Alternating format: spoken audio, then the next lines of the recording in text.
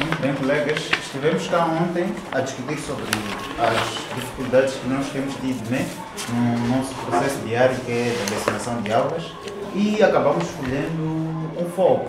O nosso foco que é como organizar o trabalho em grupos de forma eficiente, né? Estamos cá mais uma vez para planificar uma aula. Uma vez que já identificamos o nosso foco, temos que planificar uma aula com vista a melhorar os problemas que temos enfrentado, né, no processo de ensino e aprendizagem. O que nós temos que ver aqui, nós temos que olhar para cada parte da aula. Por exemplo, na introdução e motivação, temos que ver qual é o material que vamos utilizar, o que é que nós vamos fazer lá primeiro na motivação, as técnicas, tudo isso. Depois vamos para outra parte também, idem. Primeiro temos que ver as técnicas, os métodos, o material também a utilizar em cada parte da aula. Acho que essa seria a visão geral da própria aula. Sim, mas nós temos que ter em conta que nós estamos a falar de ordenar. Então, a nossa motivação tem que ir ao encontro de uma ordenação, uma organização de alguma coisa. O conceito em si. Sim, as crianças têm que começar logo na motivação a saber que nós vamos organizar a partir de já. Então, nós temos que ver qual será a nossa motivação. A motivação tem que ir ao encontro também de uma organização de alguma coisa. Mas falando da motivação, no próprio cartaz, o que poderíamos desenhar para dar mais visibilidade? Eu estava aqui a pensar que as crianças podiam organizar os períodos de dia, né? Podemos desenhar ali a lua, as estrelas, demonstrando, né, os períodos de dia, pode ser manhã, de noite, de tarde, sim. Então as crianças, os alunos podiam organizar como que são sequenciados esses períodos.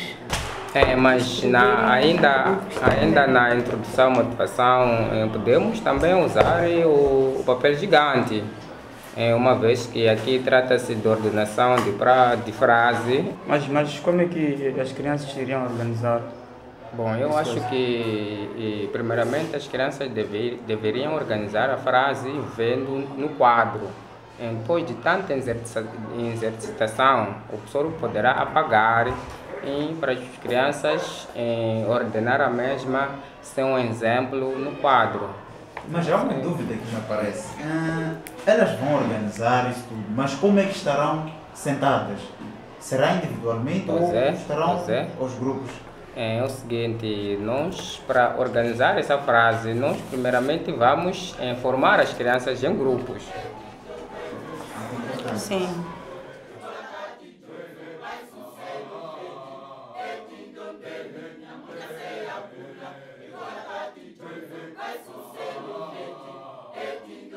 Já temos praticamente tudo que nós precisamos para a nossa aula. É verdade. Muito bem, colegas, estivemos a planificar a nossa aula. Agora é o momento de planificarmos os pontos de observação da nossa aula, para tentar ver se atingimos o nosso foco, né? Vamos procurar alguns pontos de observação da nossa aula com vista a atingir o foco. Sim, nós temos aqui pontos muito importantes. Podemos ver aqui mesmo no guião prático de métodos participativos. O primeiro ponto a ser visto na formação dos grupos é, primeiro, o professor deve explicar a tarefa a todos. Antes mesmo de dividir os grupos, o professor tem que explicar a tarefa a todos. Segundo, explicar o material a ser usado durante o trabalho em grupos.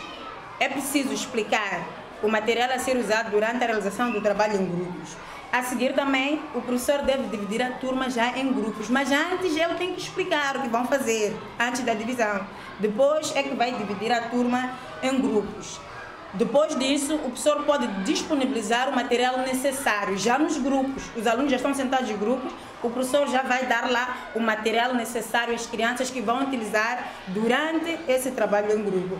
E também, durante o trabalho em grupo, o professor não pode sentar, ele tem que circular para ver se os alunos realmente entenderam a tarefa ou não.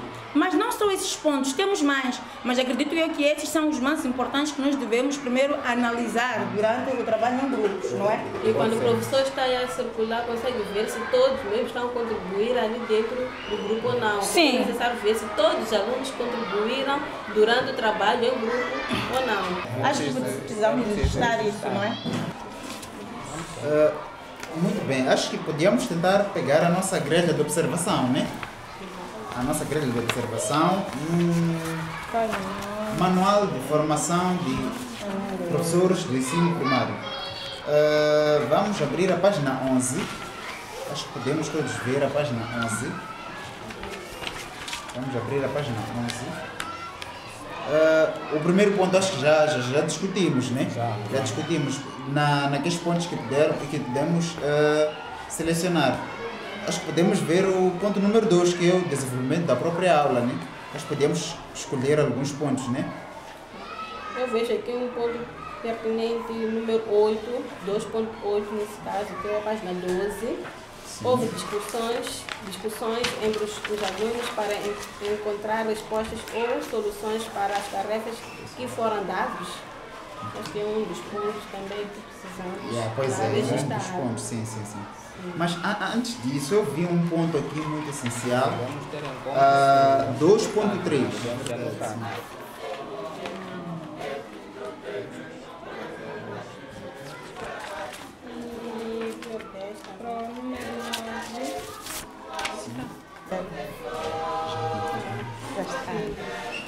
Pois é, acho que esses são os pontos essenciais, né?